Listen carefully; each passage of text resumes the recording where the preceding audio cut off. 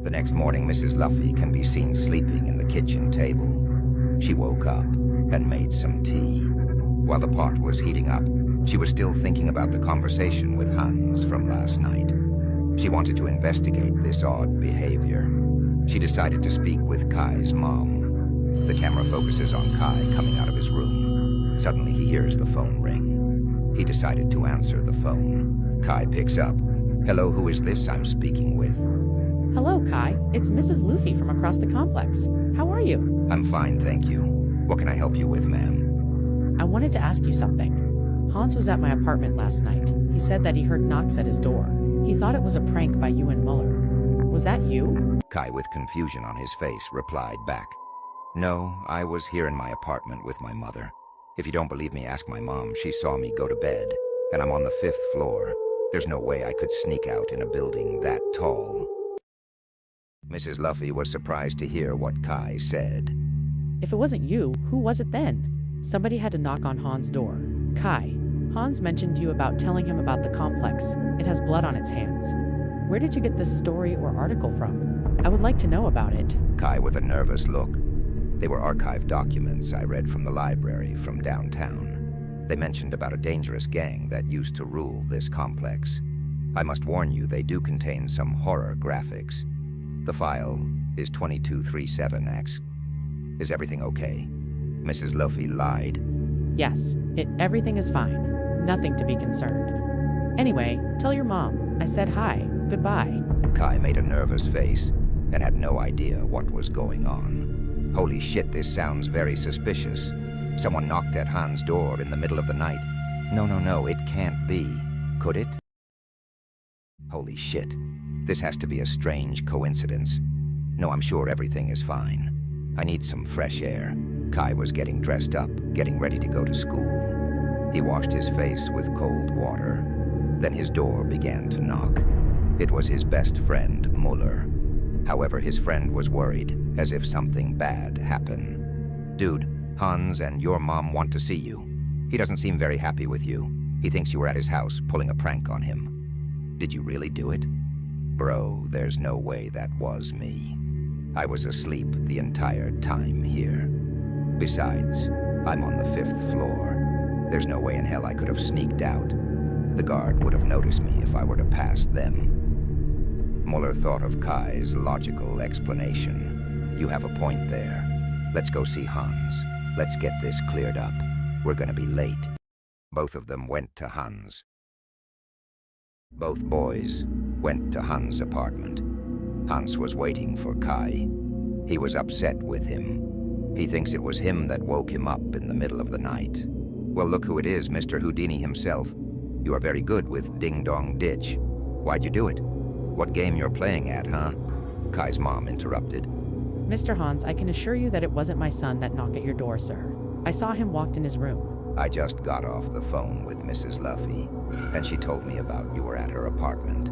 She even mentioned you told her about me saying I told the story complex."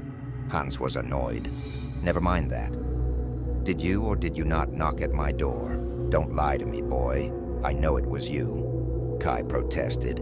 "I did not knock at your door, and nor did I sneak out the window. It would have been impossible for me to do that. That fall is at least 70 meters, give or take. If you don't believe me, ask the guard." Kai and Hans were still arguing. "You know what I will? They have cameras on this complex. Ooh, I can't wait to see the footage." Hans turns around and looks at Muller. "I bet it was you were inside my apartment last night. You two have some foolish antics." The boys looked at each other confused. "Hey, I wasn't part of this neither. Second, I'm not a fast runner, or nor do I go into people's houses without permission. My mom as well saw me in the house the entire time. Go ask her for yourself." Kai's mom broke the conversation. Okay, I heard enough of this nonsense. You two, go to school. Kai and Muller left the complex and headed for school. The boys walked in the gloomy morning snow. They were talking about from what just happened. Muller asks to Kai, "What the fuck was that shit all about?" Blaming me that I was in his fucking apartment locking him out. He's lost his mind. Kai wasn't feeling too good. "Bro, I don't know why he's accusing me, that I knocked at his door. That old man is crazy. Anyway, that man lives alone. They should call him Han Solo. Get it? Muller tried not to laugh. Ha ha ha, that was funny. Like Star Wars. Man, you crack me up sometimes. He's not that mean. I guess the poor man has been living alone for a long time. He forgot how to be happy. But I was scared of him accusing me too, that I was part of this mess. The boys continued to walk to school. Moments later, Muller looks over his shoulder and sees a stranger from a post lamp. But the stranger disappears from sight. Yo, what the hell? Dude, did you see that? What is it? Bro, I kid you not. I just saw someone standing by that post lamp behind us. Now they're gone. Wait a minute, how did they look like, dude? I couldn't see their face. They saw us, but the moment I turned, they were gone. No, this can't be. Something weird is happening. Kai was nervous and grabbed his mouth. He began to think it was his research from the library. He read about those reports of people seeing shadows in the open. Bro, if you saw a person under the lamppost, but somehow they disappear, then we are cooked. Muller, with a nervous face, he had a confession to Kai. Listen, bro. Yesterday, when you told me about your story of the dangerous gang from many years ago, I must admit that a couple nights ago, I had a nightmare of sleeping paralysis. I saw a dark figure like human. However, it wasn't human. Kai was surprised to hear this from Muller and questioned him about it. Why the hell did you pretend my comment was fake? Hell, why did you disagree with me in front of Hans? These documents that I read are actually authentic. This is dark core here. Muller was feeling intense, as if an older brother were talking down on him. Because right before you began with the story, I saw Hans at his window. He was looking at us.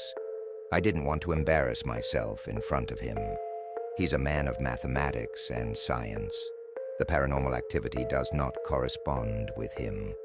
He doesn't believe any type of fantasy, magic, or wonder in human powers. If nothing doesn't correspond with anything of our physical reality of our universe, he will call you a lunatic. That explains a lot. I bet his childhood was hell. Poor bastard. I hate when people of science don't seem to get along with religion or childhood fantasy. We better get going then. The two boys walked without saying a word. But Muller was still surprised about what he saw, but he ignored it throughout the journey. The next scene shows the library. Mrs. Luffy went inside to find those documents. She entered the building. There were a few people in the building. The atmosphere seemed depressed, as if this place had been abandoned for so long. She approaches the front desk and asks the librarian for the information. Hello? I was wondering if I could see the archive documents. Yes, of course, ma'am. For what purpose? This is for research purposes. Am I allowed to see them? Could I see some identification, please? She then takes out her ID. The librarian looks at it for a couple of seconds. She was granted with permission. Very good. Everything is in order. Which file number are you looking for? She remembered what Kai told her about the number. File number 2237X, please. The man gives her the file. Right then, here are the rules.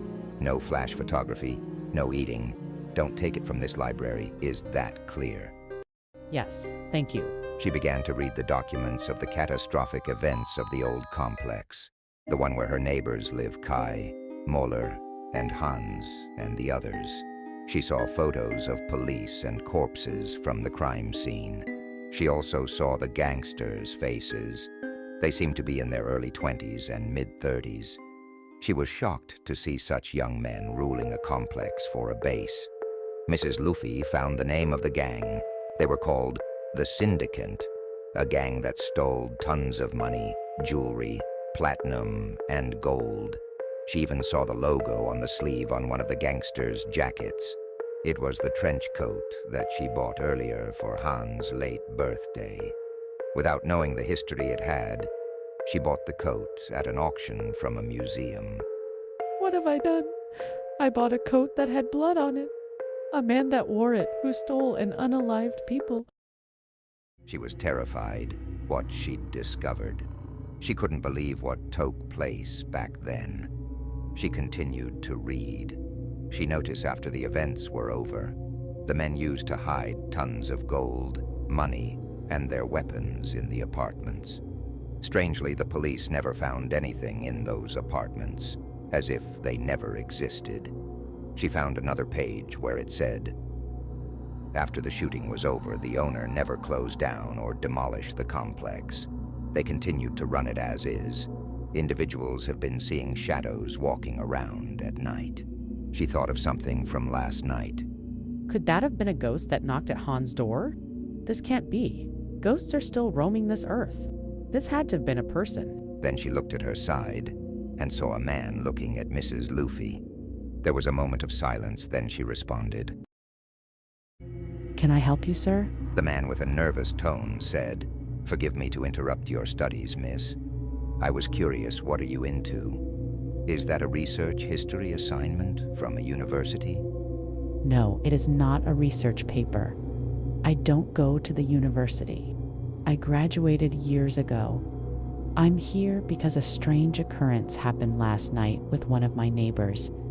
They have heard knocking at their door, but there weren't any signs of people nearby our apartments. The man looked at her awkwardly and said, "What happened?" The next scene shows the two boys, Kai and Muller. They were conversating what happened this morning. This is nuts. It had to have been a person walking. Maybe I'm too scared because we have finals next week. Bro, that was not a person. It had to have been the shadows. I know it's hard to believe. They're here for a reason. Muller, sigh. Muller was unsettled. He felt something wasn't right. Bro, this shit from this morning, I felt a strange sensation. The atmosphere felt heavy, although I felt like sad and hate, as I wanted to harm someone. Has it happened to you? Kai listened to Muller's comment. Yeah, I did. I felt it. I was in a great mood this morning when we left. Then I felt the same way. I'm telling you, those are signs of paranormal activity. That's dark energy. It can stimulate our emotions. Pray it doesn't corrupt you. Muller seemed to acknowledge the fact this was indeed paranormal activity. Both of them went back to class. The next scene shows the man and Mrs. Luffy talking about the events from the syndicate. Yes, these were the criminals that wanted to rule the complex where you people live. Unfortunately, they failed. They met their downfall. The man and Mrs. Luffy were looking deeper into this file, as if they were detectives. Mrs. Luffy asked more questions to the man. What do you know of this gang, mister? The man introduced to himself to Mrs. Luffy. Forgive me, I didn't seem to introduce myself properly. My name is Professor Legasov. I'm a history teacher from the university. That explains why you asked about if I was doing a research paper. Anyway, I'll restate. What do you know about this gang, Professor Legasso? Professor Legasso kept calm. He felt some kind of distress from Mrs. Luffy. He knew something wasn't right. Why are you here, miss? Why are you so interested in this file? This file was recorded decades ago. What is going on? Are you with the police department? Perhaps with the secret police? They both locked on to each other's eyes. There was a moment of silence. Finally, Mrs. Luffy responded. I'm not with the police or any kind of law enforcement. I was awakened by my neighbor in the middle of the night. He told me someone knocked at his door. No one was there. Then someone or something got in his apartment. Then he blamed on one of my neighbors. He's a young man in his mid-20s. He was being accused for a prank as what my neighbor thought of. Professor Legasso got some answers, then asked, "What's the boy's name who got blamed, and who was the man who heard the knock?" The boy's name is Kai, and the man who heard the knock was Hans. Professor Legasso seemed scared, as if he knew what she meant. Okay, I understand now. I'll tell you of this gang. I'll be in order for you to understand. Many years ago, the syndicate started their heist missions by robbing banks. Their goal was to take over the city. They robbed every single bank throughout the continent, but they were full of gold and money. They needed a hideout to store their treasure. What did they do? They used the complex to store their treasures inside the apartments. At the time, most of those rooms were empty or out of order. Many of the syndicate used them. Nevertheless, the gang on one occasion did a bank heist. They robbed from the civilians. They took their watches, jewelry, every possession they had was taken. One morning, the syndicate had a problem. They were surrounded by the law enforcement. They were doomed. Everything went down. Some of the gangs survived the shootout. They got arrested for life and never saw the sun again. Time passed. The complex became repaired after. More apartments were available for people. Unaware the tragic history behind it, the locals began to report shadows walking in the night or in gloomy winter sunsets. And thus concludes this story. Professor Legasso finished and said, "That's how it all began and ended. And you know what? I bet that apartment that your neighbor lives in is haunted by one of the gangs, or something of its history remains there that might be pissed or willing to cause harm." Mrs. Luffy remembered the birthday gift she gave to Hans. She began to suspect about the night she encountered with Hans. She began to sob about it. She thumbed her head on the table. Hans will not believe this. He's not a man of make-believe. He's a man of pure mathematics. He won't understand this story, what you just told me. He'll think I'm crazy. Professor Legasso listened to Mrs. Luffy about her neighbor. He said, "Ah, the stubborn man of science. Boy, those people are so hard to persuade about if there is a God. They only focus in physical reality. I myself have a colleague like that from the university. Holy shit. Believe me, you do not want to have them in your life." Mrs. Luffy looked at Professor Legasso for a moment and said, I'll keep that in mind. Now I need to return back to the complex and get that gift back from Hans. That gift is dangerous.